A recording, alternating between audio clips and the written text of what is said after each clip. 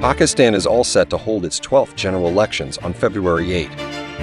With less than a month to go for the prime ministerial polls, the country stares at the possibility of what analysts fear could be one of the most unfree votes ever held in the country, which already has a checkered electoral history.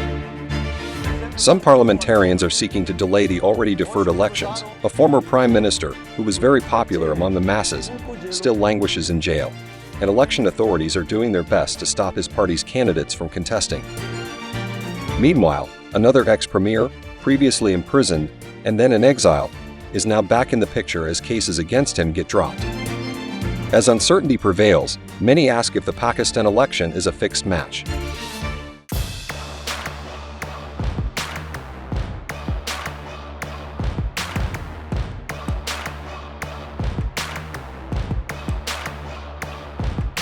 Electioneering is yet to hit full throttle in Pakistan. Party leaders aren't holding the kind of rallies or making the kind of appearances typical of pre-election campaigning. In the run-up to the 2018 elections, it was the Pakistan Muslim League-nawaz, PNLN, founded by former Prime Minister Nawaz Sharif, that was being hounded by the highly influential military establishment. This time around, there has been a role swap between the former premier and an ex-army favorite, and now jailed Imran Khan. The redeemed Nawaz Sharif is emerging as the apparent favorite of the army, giving him a major boost in confidence ahead of the polls. This reported backing of the military is being seen as the reason behind the rather laid-back approach to election campaigning by the party. Forget about campaigning. The party, which is being seen as a front-runner to win the polls, is yet to even release its manifesto. Analysts believe the South Asian nation's powerful military has backed Sharif after it was locked in a standoff with former cricket star Khan. That gives Sharif an edge in a country where army generals mostly decide on making or breaking governments.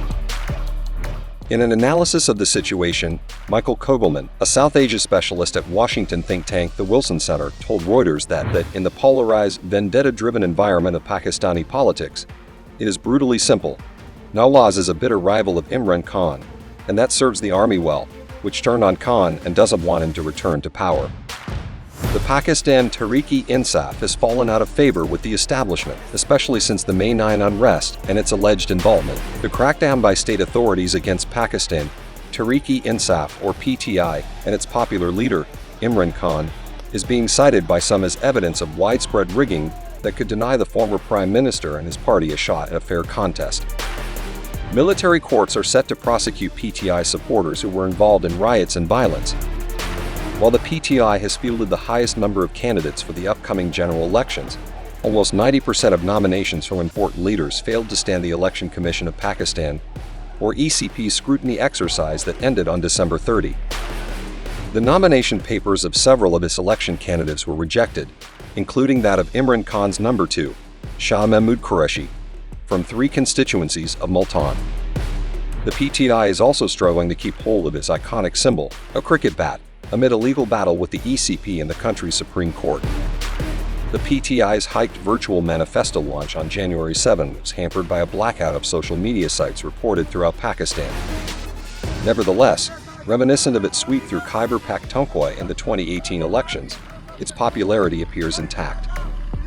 Khan, who as cricket captain had led Pakistan to the 1992 World Cup win, has been in jail since August 2023, facing multiple charges including corruption, revealing state secrets, and attacks on military facilities by his supporters. He has denied all the charges.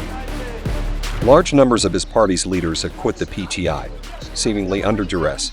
Many of them are currently underground, seeking to avoid arrest, while others have defected and joined rival political parties. Khan was last month forced out of the chairmanship of his party due to his imprisonment. Gohar Ali Khan, a relatively unknown lawyer who joined the party less than 3 years ago, was named the new head. The ECP's credibility already took a hit when it failed to hold elections in May 2023 in Punjab and Khyber Pakhtunkhwa, and later in November 2023, and its current attitude towards the PTI, which many call discriminatory, prevents a genuine code of conduct from manifesting itself. But what's happening to PTI is not exclusive to the party.